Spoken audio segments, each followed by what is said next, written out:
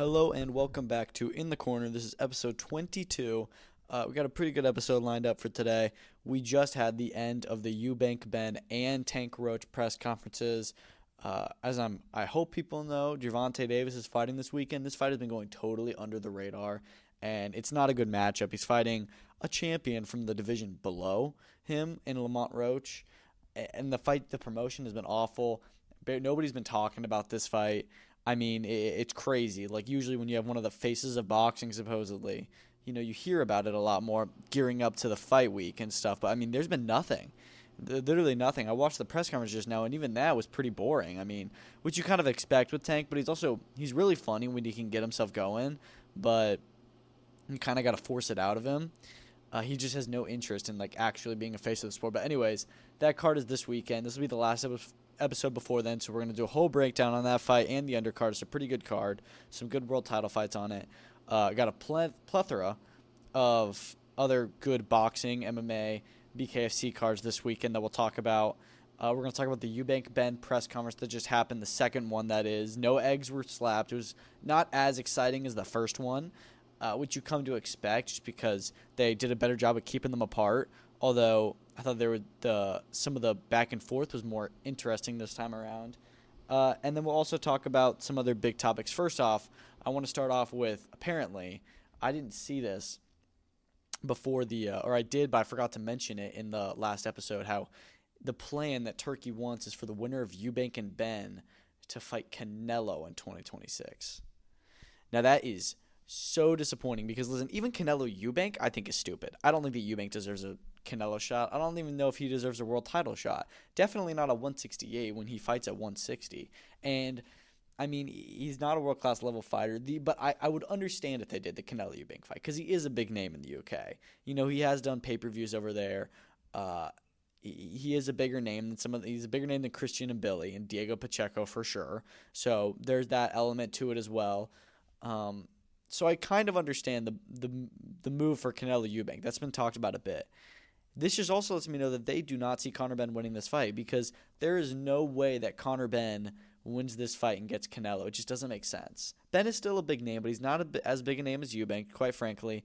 And Eubank is also close to 168. He used to fight at 168. Conor Benn is a 147-pounder who's coming up to middleweight for this time.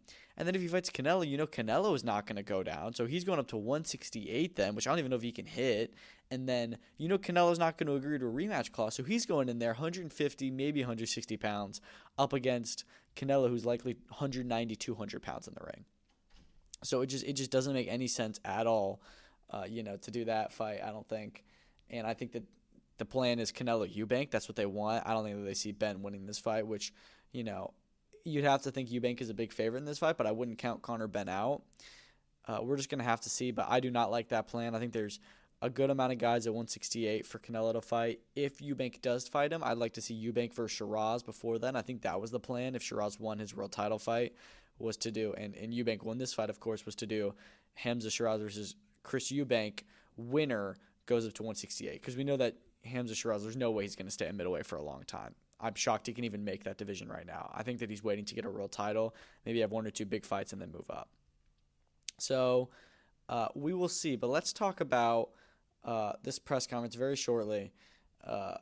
It was interesting. I like the egg detector they had on there. There were some funny moments, Conor Benn made Ben Shalom piss himself when they were on the pitch and he ran at him. The face-offs were kind of weird. I thought the one on the pitch was good. They got him pretty close, but on the press conference stage, they were like 2 feet apart, which was, pretty – I understand why, though. It was just kind of disappointing, when you want to see them really get in each other's face, but, you can't really let them anymore.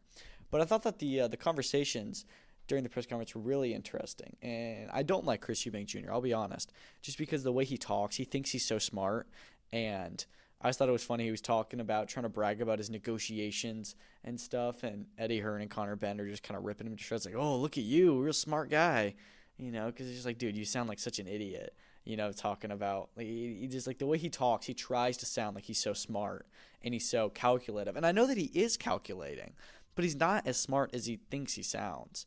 But I did like what he said about paying back the fighters that were on the undercard.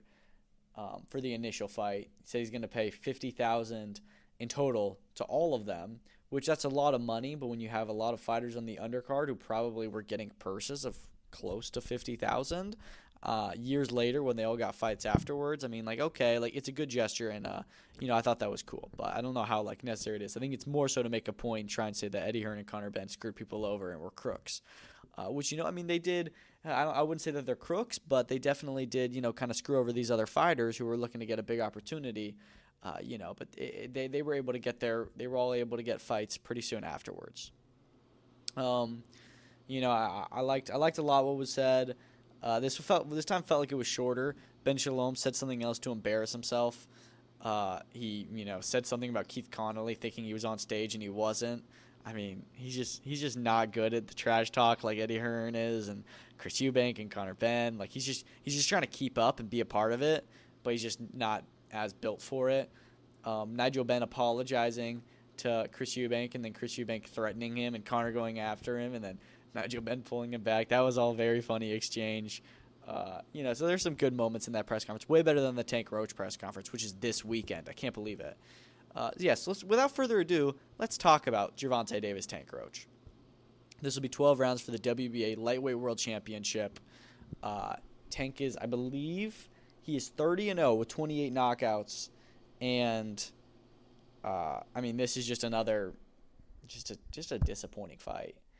And I know it's been covered to death, and everyone's talked about how disappointing this fight is, and I don't want to keep on beating a dead horse, but I really wish that we could have gotten something better for Tank. Luckily, he says he plans to fight 3 times this year. I'll tell you right now, that ain't happening. He'll fight I hope he fights another time this year, but it's going to be at least 6 to 8 months from now, because he does not fight very close together. If he really wants to be active and he wants to close out his career with a big year, I'd love it. I'd like him to say, I want 3 fights left. Don't promise them all to us this year, because we know we won't get them. But, if he does fight with Lamont Roach on Saturday, and then hopefully he'll fight somebody like Shakur next. I would love that. Please make Tank for Shakur. Shakur says he wants it next. I'm hoping that Tank just may say at the end after this fight, yeah, screw it, let's go. I just don't know if that's going to be the case. And I'm already seeing Jose Valenzuela mention Tank's name multiple times this fight week. And I can kind of see the PBC gears turning, saying, oh, what if Tank moved up to 140? Yeah. And became a 2-time WBA champion. He's literally just fighting all the other WBA champions around his weight, because they allow it. I mean, Gilberto Mendoza just said that Tank is the #1 pound-for-pound fighter in the world. Are you shitting me? No, he's not. He's fantastic. But he's holding himself back by fighting lame opposition that you let him. He fought Hector Luis Garcia, who was the 130 champ at the time, who then Lamont Roach beat. Now he's fighting Lamont Roach, and now they're gearing up for him to fight Jose Valenzuela. I mean, dude, come on. Make him fight the other guys, the other top guys. Or at least, how about, if you're not going to let him, if he's not going to unify, why don't you order him to fight a good contender? I mean, honestly, I think that Floyd Schofield is going to become WBA #1 pretty soon. I'd rather Floyd Schofield than Lamont Roach, honestly. I don't know. But maybe. I need to see Tank do something big. It needs to be Shakur, Keyshawn, Loma, and there's a lot of guys at 135 he could fight, but it needs to be somebody else big. Now, as for this fight, confirming, yes, Tank is 30-0 with 28 knockouts. His opponent, Lamont Roach, is 25-1 and one draw with 10 knockouts. So he's not as big a puncher. His one loss comes to Jamel Herring. That was in 2019, so a long time ago, when he challenged, I believe he was challenging Herring for his world title. BoxRec is not being cooperative right now. But I think he lost that fight by unanimous decision. I'm excited, just because I want to see Tank back in the ring, and he is one of those fighters that just when they're a big name, just anytime you see them in the ring, even if they're against nobody, you still just get excited. So I'm excited to see what he has to offer. I hope that he gets a good knockout. I know that he will get a knockout. We've seen this fight, this exact kind of situation play out so many times before.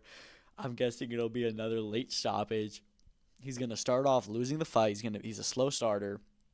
He likes to download his data. I know that Lamont Roach is going to look good. Lamont Roach is going to start to win rounds and get confidence. But at some point, Tank is just going to catch him, and that's going to be the fight. He's just going to put him out. I don't think it's going to be a particularly exciting fight. The fight with Frank Martin, I remember, was not great up until that 8th round beautiful knockout. So I don't expect really anything different on Saturday night. I'll say another stoppage between rounds. I'd say between rounds 6 to 10. I know that's a wide range, but I can see it happening as early as 6, and I can see it happening. I don't see it going past 10 rounds. I think it'll happen well before that point. Yeah. So, we'll see.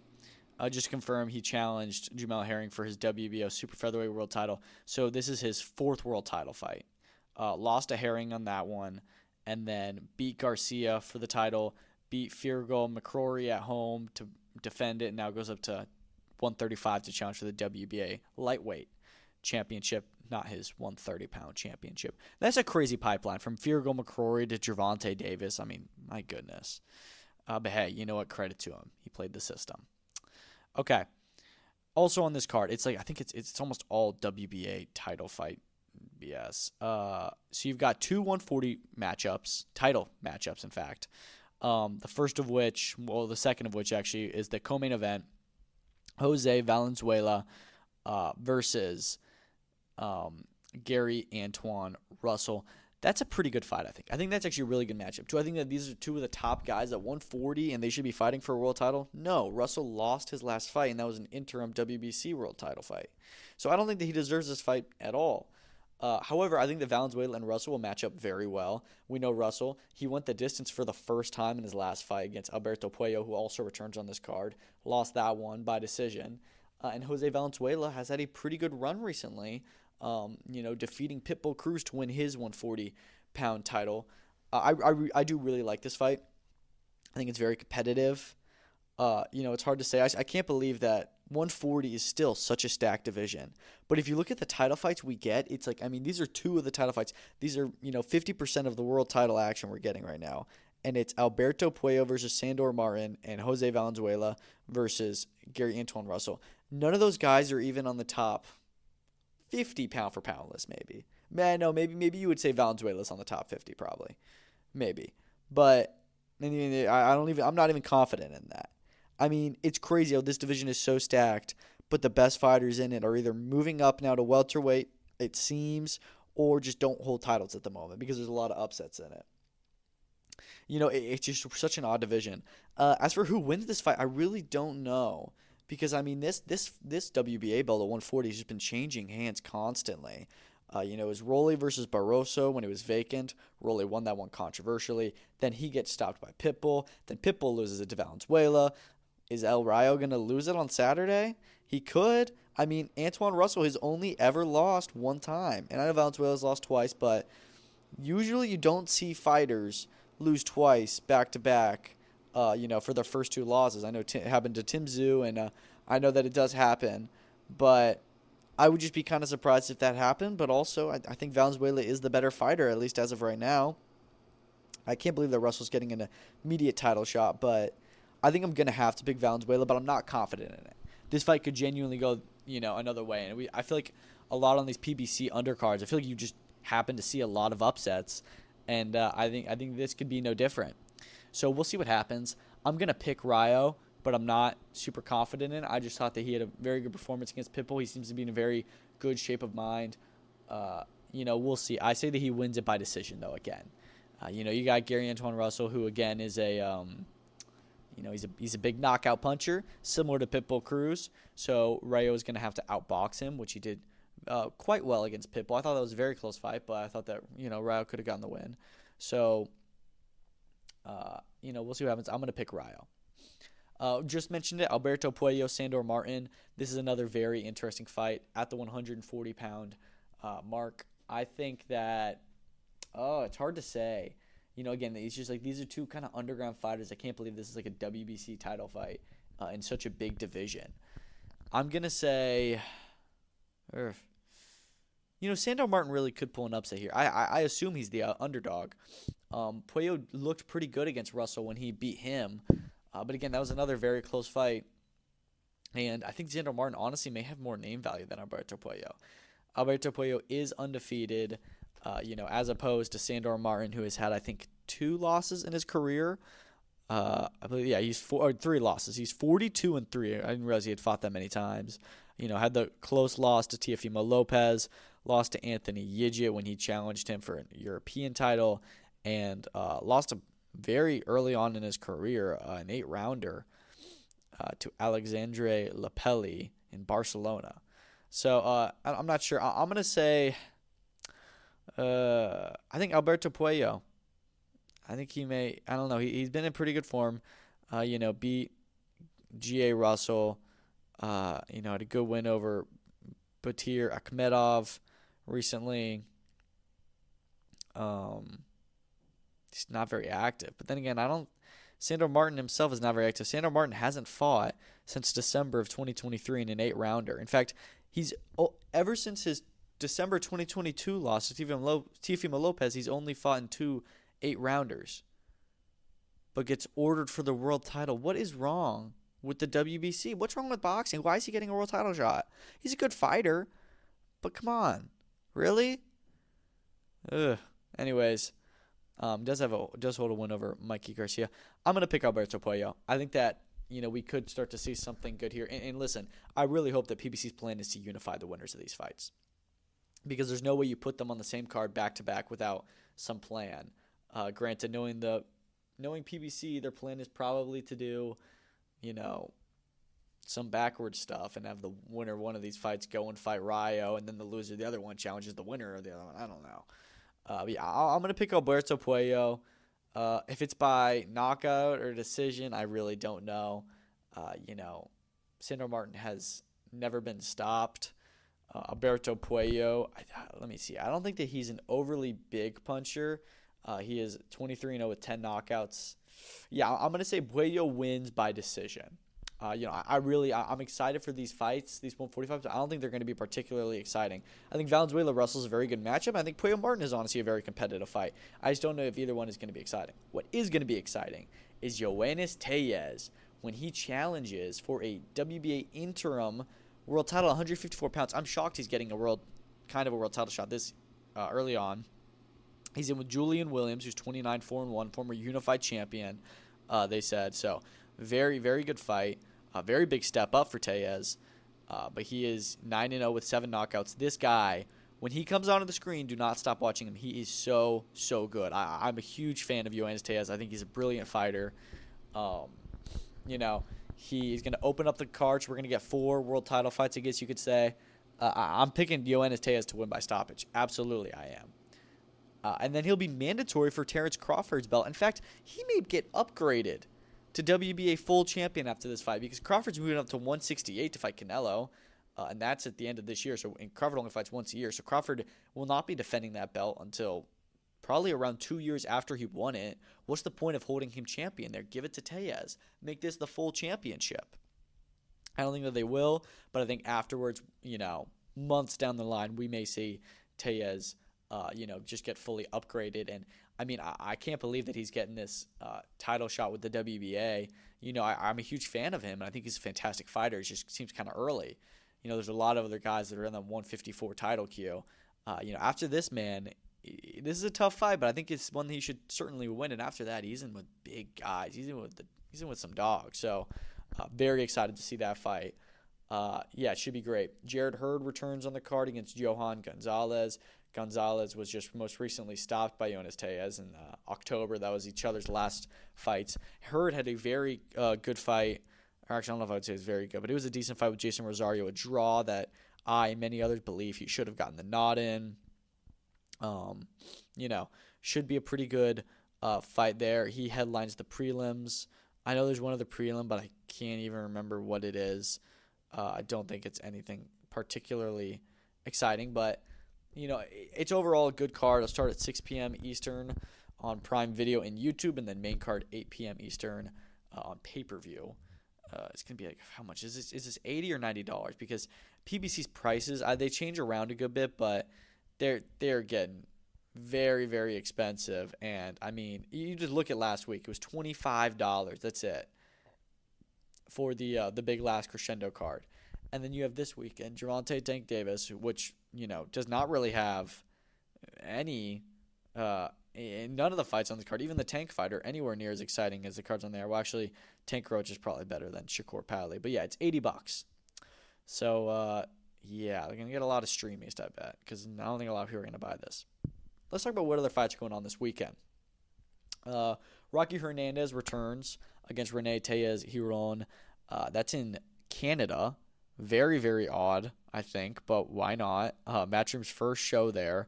I'm not really sure what the concept is behind doing it there, but I think that it's a co-promotion who's already planning an event. They have a new heavyweight they signed, Alexis Barriere, who's in a 10-rounder. He's 11-0 with, I think, 9 knockouts, excuse me. So I'm excited for that. Rocky Hernandez is a very good fighter.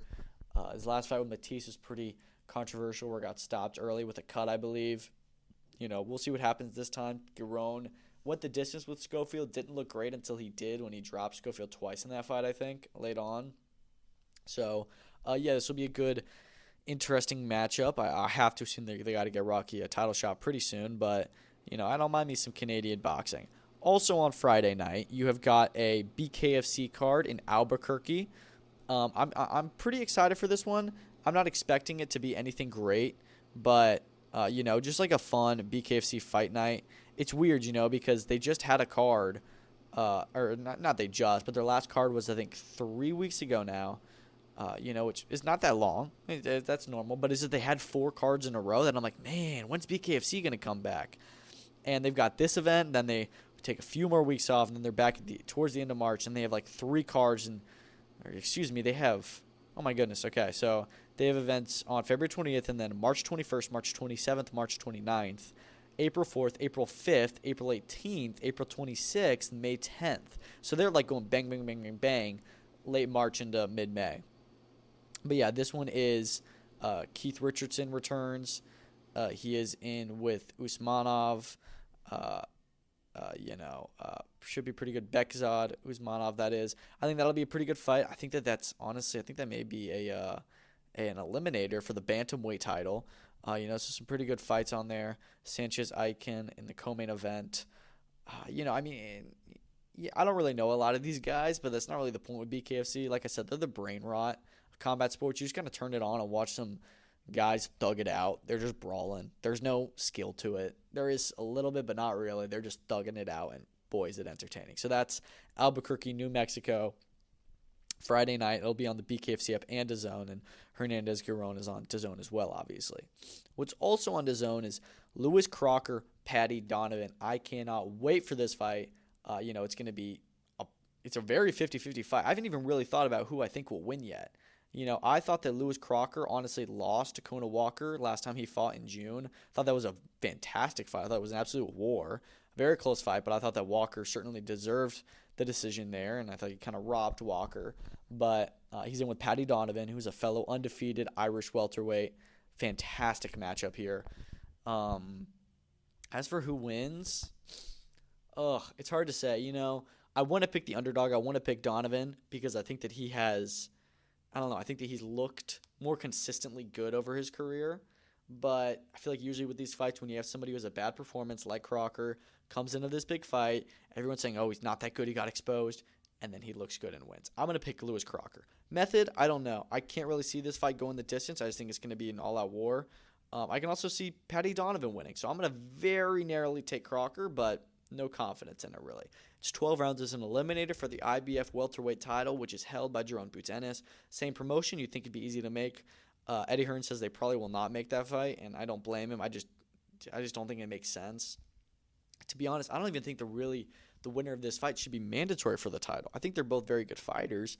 I just don't think, okay, they win this, they're, fighting for a world title. I'm like, I don't know if that makes a lot of sense, but hey, you know what? We'll see what happens.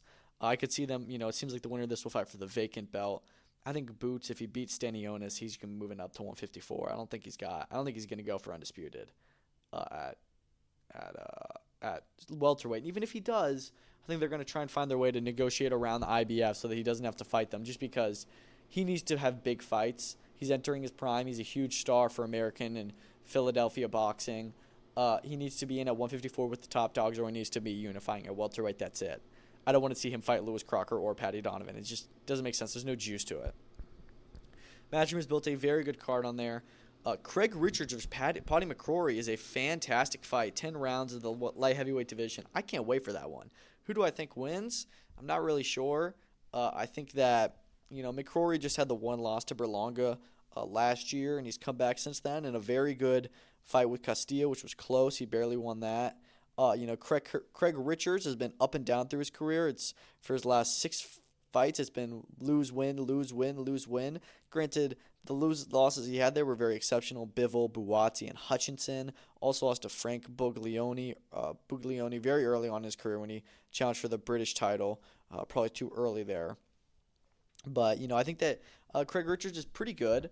I think that he's a very good British fighter. I think that him and Paddy McCrory is a very, very good matchup for where they both are in their careers. I'm genuinely super stoked for this fight.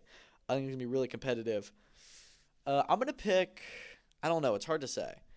Because Craig Richards, has definitely lost a good bit. He's seen his prime and he's past it. But I don't think that I've seen anything too special from McCrory. So I'm going to pick Craig Richards.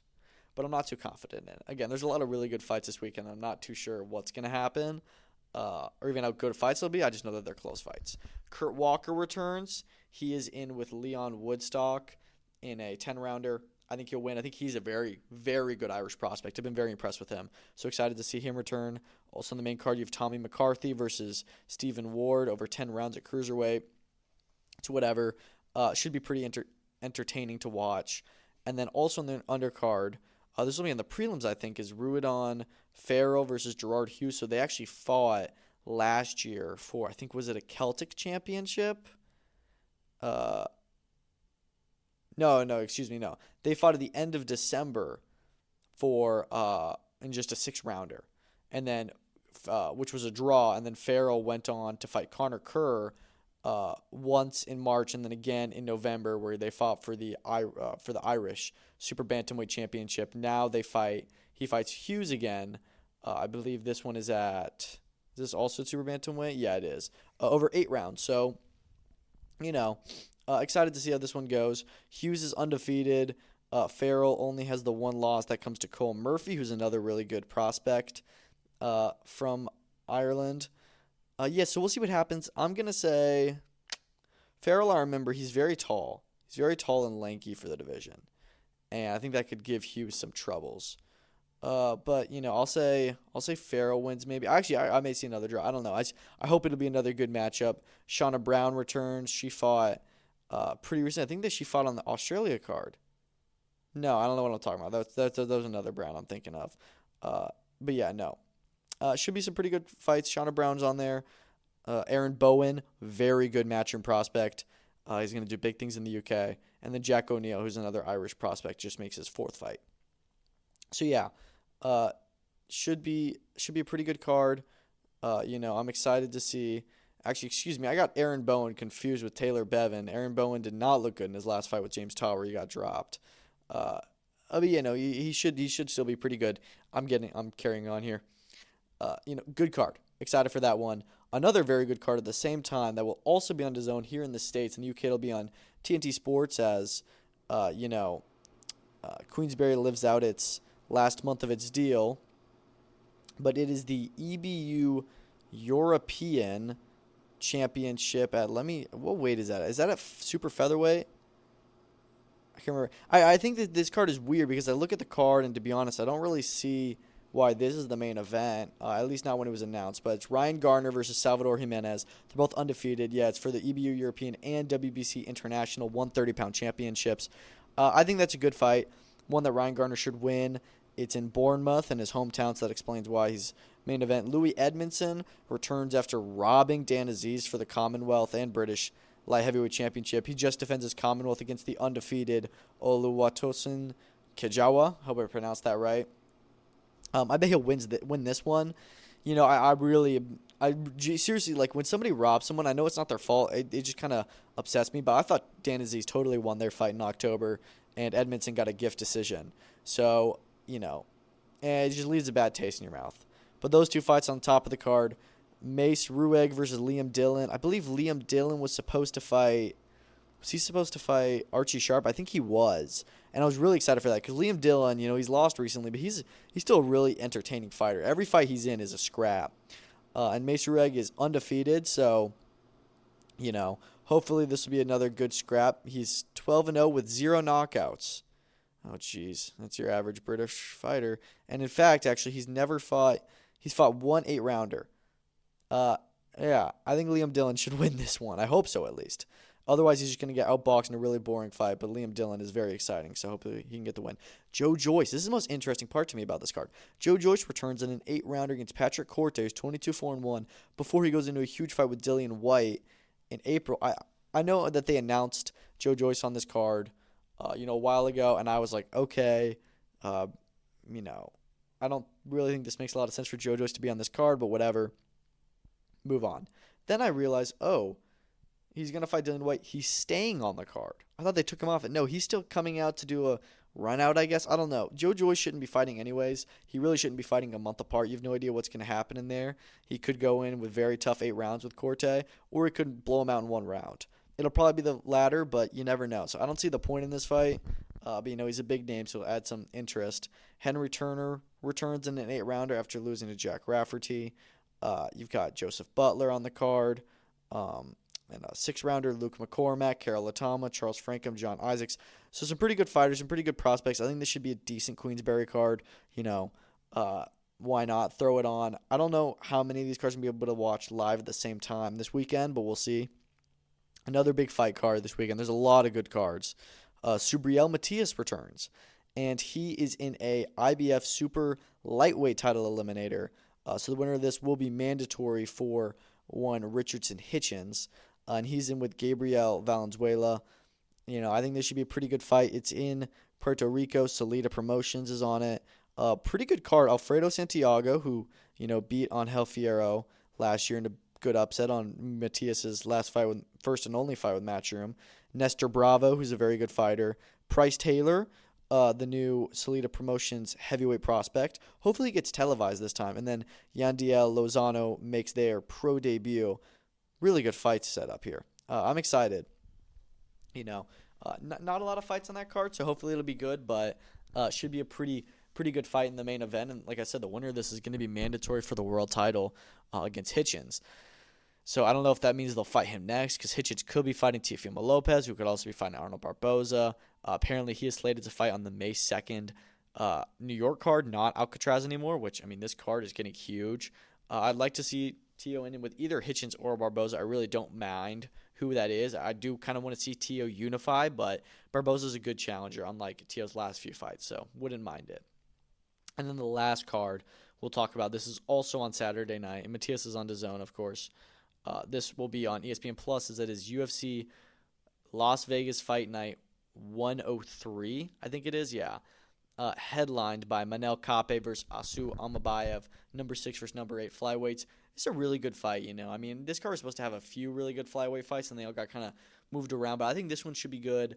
Portugal versus Kazakhstan. Kape is a slight favorite. I honestly I'm going to pick Amabayev in this one. I just kind of see it happening. Cody Brundage versus Julian Marquez in the co-main event. That should be a pretty good one. Not a ton of other notable fights on this card. I think you've got 7 prelims and then 5 fights on the main card. So not too bad. Main card starts at 7 p.m. Eastern. Prelims at 4 p.m. Eastern. Should be a pretty good card to just kick back and enjoy. I'm not sure if I'm going to be able to watch that one live, but I will certainly have it watched on Sunday when we do our next episode. Okay. We just talked a lot about the fights that are coming up this weekend. Let's talk about some big news that's been going on in the boxing space. First thing we'll talk about, and I don't want to talk about it too much because, again, it's not official yet. We're just hearing it's close. TKO is apparently very close to announcing their boxing league. They've officially said, we want to fix boxing. We're working on it. I'm so curious to see how this works out. It could absolutely eat up, the rest of the sport and just kind of embarrass them and take their business. Or it could fail miserably because we know Dana White has a good UFC model, but they don't pay well. Boxers are used to getting paid really well, and I don't know who you're going to be able to win over. This is also funded by KSA. I don't know if it's funded by His Excellency. I don't know if he's involved with this, so we'll see, but I assume he is. because it is Saudi Arabia. It'd be weird if there's two Saudi Arabian boxing entities that start to control stuff. But, I'm hopeful that they announce that in the next few months. I'm just really curious to see how that goes. I believe it's still supposed to launch this year, so we'll see what happens. Josh Padley said that he was officially sent an offer by GBM to fight Maxie Hughes on May 23rd at Eco Power Stadium in Doncaster, his hometown, for their big stadium show they've been teasing. I looked it up. There's a 15,000 seat stadium, so doable for them. Going to be a very big show for GBM. I'm excited to see him do it. I think Josh Padley versus Maxie Hughes is a brilliant fight. I've been thinking about who can Josh Padley fight next. You're going to want to be somebody domestic, somebody that's good but not too good. Maxie Hughes is that guy. Maxie Hughes has been wanting a big fight, but a good fight, one that he's competitive in. I don't think he should be trying to fight Gervonta Davis or even – I like the Andy Cruz fight for Cruz's development, and I think Hughes has a chance there, but I think Padley Hughes is a fantastic fight. I really hope that they can get that one over the line. That is like the perfect place for Padley to go to next. We'll see. But, I think that's an awesome fight. Apparently the main event is likely to be Terry Harper. I wonder if she's still with Matchroom, but she'd be defending her WBO lightweight world title that she recently won off of Rhiannon Dixon. Not sure who she'd fight yet, but that's just word on the street is that she'll be headlining. We heard it was going to be a world title fight on there, and I couldn't think of any male fighter that GBM could get, so it likely is Terry Harper in the main event. Naoya Inoue, David Picasso is not final. In fact, it's actually looking a little bit sketchy for May 4th in Las Vegas. Apparently, this is actually like the date, is that they're actually saying it's going to be May 4th. It's going to be that weekend, and they still want to do a Cinco de Mayo fight in Las Vegas. So it's going to be Inoue on a Sunday. So imagine this. We're going to get New York City with Ryan Garcia, Devin Haney, potentially Teofimo Lopez now, Bakoli Ajagba as well, which we'll talk about in a minute, on that card. And then you'll get Saturday, Canelo Alvarez versus William Scola with some other good fights on that card. We're hearing Jaime Munguia versus Bruno Serra, some other good names. And then Sunday, you'll get Naoya Inoue fighting. I mean, what a stretch. By the way, on that card, we're hearing that Rafael Espinoza could be fighting Edward Vasquez. So I don't know if that means that Espinoza is moving up to 130, because I wouldn't be shocked, because, again, he's huge for the weight. I assume he's going to move up soon, and Vasquez has been at 130. Or Vasquez has moved down to 126. He's had some really good fights at 130, some close fights that he's lost, and I think he's a very good fighter. So I could see him moving down and challenging Espinoza for his title. I think that's a brilliant fight. I just don't know if that's Vasquez moving down to challenge for the featherweight title or Espinoza moving up and just having this be his first fight at 130. I don't know. But I'm sure we'll know soon, but I don't mind that fight one bit. I would like to see Espinoza in a unification, though, soon. But I do like that matchup. As for Inoue, who he could fight if Picasso doesn't come through, we're hearing that Murajan Akhmadaliev could be a potential. Ramon Cardenas, Brian Mercado have all been discussed. So I think this is what we heard Nemkov talking about the other day, saying, it actually looks more positive for the Inoue fight. And so I assumed, they're talking about September. No, they're talking about May. So in my opinion, do Inoue Akhmadaliev. I like Cardenas, I like Mercado, but I don't think that they're necessarily ready for the Inoue fight. Akhmadaliev is. That's a Cinco de Mayo T-Mobile Miller Arena fight you can actually sell. You can sell any of it with Inoue. And, maybe when you have somebody like Cardenas and Mercado who are more Hispanic American and stuff, they'll have a better chance at selling that fight there. But Inoue is going to bring in a lot of boxing fans, and the boxing fans want Inoue Akhmadaliev. So I'd love to see that happen. Talked about Bakoli. Apparently, the IBF is saying that he's ineligible for the IBF Eliminator, as he would have been knocked out just 2 months before the fight. Don't mind it. I can totally understand that reasoning, and I hate it for Bakoli because it really feels like, wow, why did he take this fight? He doesn't even get his world title eliminator now. But he took it to take a shot at the interim title, I guess, and it just, I don't know, it kind of screwed things up for him. But, saved the show nonetheless. It seems like Bakoli and Ajagba are still going to fight May 2nd, which I love because I think it's a really good matchup. You do kind of feel bad for F.A. Ajagba because he was, kind of like, I thought I was getting a real title opportunity out of this. Maybe not, man. Whatever. So we'll see. But I think the fight is still on for May. Turki Al-Sheikh has told Bakoli he's still fighting. David Benavidez is happy to face Callum Smith next. This is interesting to me. He didn't even stay for the main event on Saturday. Apparently he had a flight to catch, which is so silly to me. Like, dude, move your flights. Why would you not? You came all the way here to Saudi Arabia. You're not even going to be there for the fight that you want the winner of. I mean, I'm kind of starting to feel like maybe he doesn't want to fight the winner right now, or he talked to His Excellency. His Excellency said, look, man, if Bivol wins, we're going to do a trilogy, and you'll probably have to fight in the interim. And to be honest, the next best guy at 175 is now Callum Smith. I mean, you can't count Callum Smith out, counted him out against Buatsi, and he had a brilliant performance and beat him. So I think that Benavidez Smith is a really good fight. I think that Benavidez runs through anybody not named Peturbiev or Bivol right now. I really do. I think that Smith could be a good matchup for him, and Smith poses some dangers, but I'm going to have to take the Mexican Monster in that one. The prime card stage, or the cage that they used for KSI Tommy Fury when they did their face-offs, and Logan Paul, Dylan Dennis, Boxer asked on Twitter if they could use that for the fight. They really should. And I know the press conference has already happened, but they really do need to have some kind of, cage or fence blocking them. I saw the Derek Chisora, David Hay cage that they had at the press conference. They need to fashion something like that so that we can get these guys close together without, them kicking off. Although today they handled it pretty well, so maybe they don't need it, but I just thought that was a pretty funny exchange. The British Boxing Board of Control are looking to punish Chris Eubank Jr. for slapping Conor Benn with the egg, as he should. I was like, usually when stuff like this happens, if it's the day before the fight, you get a penalty or something. You get some fees taken. They may even pull you from the fight if you do something crazy. Somebody may press charges. Benn is not pressing charges. I don't think that he should. But, I totally see why the BBBFC are looking to punish Eubank, as they should. They should probably just take some part out of his purse. This is really interesting. His Excellency linked up with KSI. His Excellency before said he doesn't want to do any YouTube fights. And, at first they talked about, we have a big surprise at the end of April and early May in London and New York. So essentially he's saying he'll be at both of the Ring Magazine cards, those back-to-back weeks. And he said, there's a chance you can play with KSI, Fatal Fury.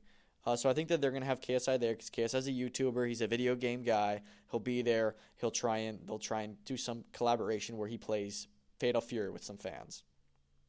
So, I mean, I don't hate that. He has a role in boxing. He has a role in video games. He has a role with the with the youth and YouTube and all that stuff. So I can totally see them why they want to do that collaboration. It's just interesting because HE said, I don't want to do any YouTube stuff. And I think it may be a thing with Jake Paul personally, because they both made some jokes about KSI fighting a 79-year-old man, which was pretty funny, even though KSI was about to fight an old soccer player, but nonetheless, he didn't.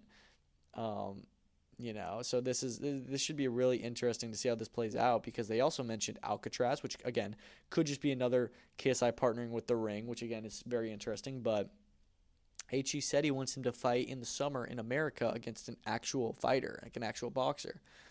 And I know the plan with Misfits is to do KSI in the summer in America, likely against like a UFC fighter, someone like Tyron Woodley. I don't think he'll fight Tyron Woodley, but somebody like that.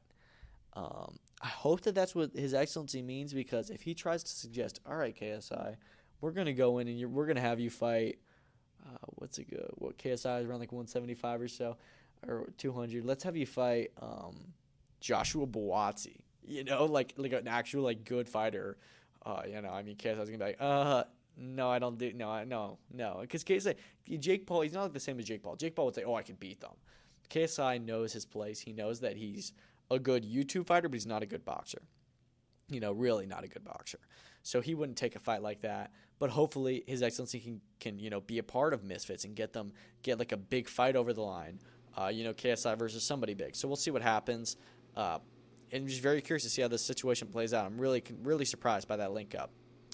Rafael Fiziev is in for Justin Gaethje at UFC 313. Kind of expected. I expected, to be honest, this fight to be Gamrot. So I am pretty surprised. But, it's whatever. They didn't even mention Gamrot on any of the stuff, which I kind of think is a little bit fishy. Gamrot said he was in for the fight, and I also know that they brought up how Justin Gaethje said, we offered the fight to Max Holloway, and Dustin Poirier, and Charles Oliveira, and Armin Sarukian, and Renato Moicano, and they all said no, understandably. But Fiziev said yes, so respect to him. I'm like, you didn't mention Mateus Gamrot. And again, I'm not mad. Fiziev is decent, but he just lost to Gaethje recently. I I don't know if it was recently, but he's already lost to him. Don't know if we really need this fight. Now it's only going to be 3 rounds. Whatever. At least we get to see Gaethje in action again. Some other big news from UFC. Announced a lot of stuff Dana White did. Bryce Mitchell is fighting on UFC 314 against I don't know if it's Gene or John, but John Silva, who is one of the fighting nerds who had a very good win over the weekend at UFC Seattle.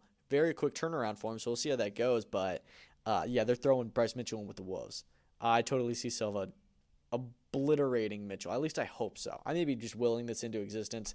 As I'm sure everybody knows, Mitchell was the guy who said that Hitler was a good guy. And Dana White said that they were looking to get a fight where he gets his ass beat, and this looks like it's going to be it. Hopefully he loses his ranking. He's only ranked number 13. Silva is looking for a ranking. Good matchup on that 314 Miami card. Hopefully we can see Silva pull off a good win. They announced UFC Kansas City for April 26th. Very good card, headlined by Jamal Hill, Khalil Roundtree Jr. I think this is a brilliant fight. They're really hurting Jamal here and throwing him into the Wolves. He's going to go on 3 straight losses. I mean, I could be wrong, but I think Roundtree wins this one. The pair were meant to fight in June of 2024 when all the fights were getting shifted around a lot. Remember, that was the fight where it was meant to be, I think, Hill versus Olberg. Then it was meant to be Hill versus Roundtree, and then somebody stepped in for Hill, and then somebody stepped in for Roundtree, and it just all the way around we went. I'm not even sure if that's the correct order, but it was a very, very odd situation. Anyways, they're fighting now. Kind of surprised. I thought it would honestly be Yuri versus Roundtree to see whoever won that would maybe get a title fight. That could be a title eliminator just because Roundtree performed so well. But I don't mind this matchmaking either. I don't know how Jamal Hill is still ranked number 4 and Khalil Roundtree is only ranked number 7. I'm going to pick Roundtree to win this one. I could be wrong. Hill could look good, but he just hasn't looked good recently. Anthony Smith versus Zhang Minyang in the co-main event, also at 205. That's a very good fight. Giga Chikadze versus David Onama, good fight. Michel Pereira, Abus Magomedov, Ikram Alaskarov, Andre Muniz. Fantastic card there. This is a really good fight, and I'm very excited for this. This is one of their better U.S. fight nights they've done in a while. I know Seattle was very good, but, that'll be at the end of April. Excited to see what happens there. BKFC announced that they'll return to Salt Lake City May 10th. I don't think it's going to be at the big arena there, but I think it'll be at a decent arena, so hopefully that'll be a big fight. Like I said, BKFC is putting on a lot of events. Eric Bazzini and Steven Butler has been postponed. This one hurt. This one really hurt. Eye of the Tiger does some good cards. They do some good fights, and Bazzini and a Butler I thought was a fantastic matchup. I really was excited for that. Bazzini got injured, and what's odd is that they didn't just cancel that fight, bring in a new opponent for Butler. No, they canceled the entire event. There's no fight card in March 14th in Canada at all. It was weird. We were going to go on a 3-week run where there was going to be a Canadian boxing card every Friday. You had Hernandez-Giron, then you had Badi Rocaza, one of the most valuable prospects on March 7th, and March 14th would be Bazzini and Butler, but it's no longer happening. The plan is to reschedule this exact fight for a later date. I'm hopeful that they can because, again, I thought it was a really good matchup. We'll see what they do, but, this hurts. But it's whatever. What are you going to do? The WBC has ordered some fights. They ordered Dimitri Bivol, David Benavidez, which we knew was coming. I don't know if that's going to happen. I'm glad that they ordered it finally, actually ordering Benavidez to fight, or at least trying to get a fight. Bivol will fight him. We're just going to have to see if it is going to be Bivol Beterbiev 3 or if it's going to be Bivol Benavidez, but those are 100% the next 2 fights. It's either going to be one of those 2 fights for Bivol next. They also ordered Carlos Adames to fight Mayrim Nursultanov. This is really interesting. It seems like they are not in support of the Shiraz rematch, which I thought was going to happen next. And I know some people were saying, Shiraz should drop back down to kind of the level he was fighting before, Amma Williams, Tyler Denny type guys, and get some good wins there and then come back to world title level because he didn't look ready. Shiraz posted a picture of his hand. It looked pretty bad. So, I'm not really sure what to do with him.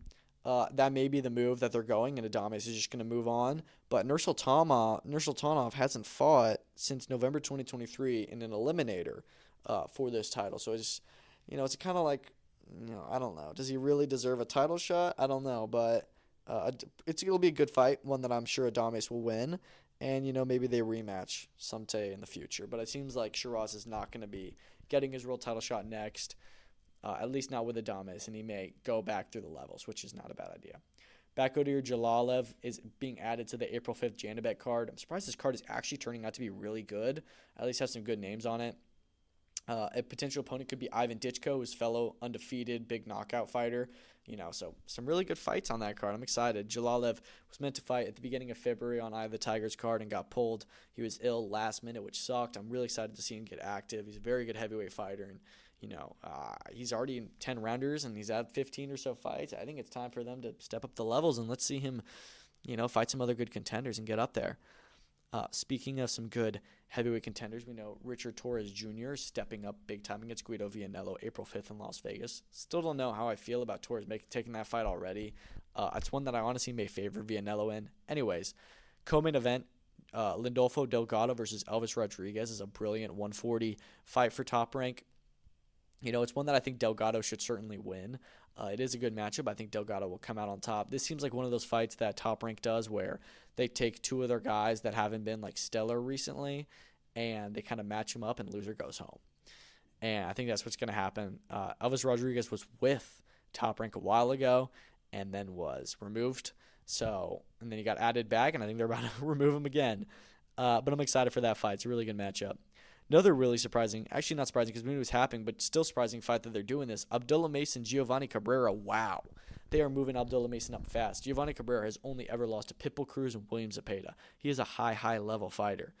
I mean, Zepeda and Pitbull Cruz went on to get world title shots essentially after they fought him.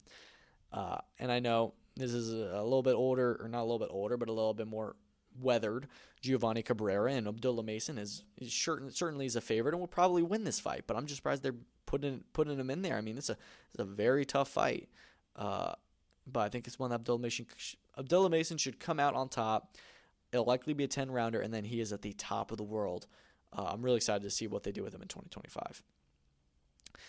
Christian and Billy, Diego Pacheco is in the works for a 50-50 fight at super middleweight. Please, please, please let this be true. I think that these guys are probably 2 and 3 at 168. At least of the guys that haven't already fought Canelo. Exclude Caleb Plant, Edgar Berlanga, Jaime Munguia, Bruno Saras is in there now too. But yeah, I love this fight. While Canelo's fighting Skull and then Crawford, making Billy Pacheco winner, should be mandatory and should fight Canelo in 2026. Not a doubt in my mind that they should. If they will, we'll see. Aaron Chalmers has been added to BKFC Dubai, day 2 on April 5th to be exact, against Chaza Simmons. If you remember, Aaron Chalmers was the guy who fought Floyd Mayweather in an exhibition in, at the beginning of 2023 in London. And then since then, he fought on Misfits, he fought on Kingpin, I think he's fought on PKFC another time, and has not looked good. I think he's lost almost all those fights, but he's tattooed like crazy. He's a pretty fun character, so hopefully he looks good. And the building of this BKFC card with some pretty good names. Last thing we'll talk about, I know I've been here for a while, Devin Haney, Shakur Stevenson have said on Twitter they're down to fight each other. And we know Shakur's always been down, and Devin Haney was down at one point, but when he was undisputed champion after beating Lomachenko, didn't seem like he was necessarily too down to fight Shakur and moved up to 140. Now he's saying he's down when he's already got his next 2 or 3 fights ahead of him, and he's moving up to welterweight when Shakur is still a lightweight. So I'm glad that they want to fight each other. I think they should. Again, they're 2 of those top American fighters. I want all these guys to fight each other. It's a brilliant 50-50 fight, but I just don't know if it makes sense because they're at different divisions right now. If it'll happen, I don't think it'll happen. But if it will, it's going to be in a while, and they'd have to meet at 140 or something, or Shakur eventually when he just gets up to welterweight, because I think he could. I don't know if he actually, I don't know. He can at least get up to 140. He'll probably get up to 147. I don't know if Devin Haney goes above that. He probably could as well. So we'll see what happens. That's all I have for today. Thank you so much for listening. Make sure to follow me on X, subscribe to the YouTube channel. If whatever you're watching this platform on, I don't know, just like it or whatever. Thank you for listening. I will be live tweeting during some of the fights this weekend. I'm going to be out of town, so I'm going to try and cover as many of them as I can. Just letting you know, March 8th that weekend, I'm going to be off the grid again. Not able to watch a lot of those fights, but this weekend I should be able to. Excited. Should be a pretty good weekend of fights. I'll see you on Sunday likely with a recap of all the weekend's events and see what happens with Gervonta Tank Davis. Thank you so much for listening. Peace out.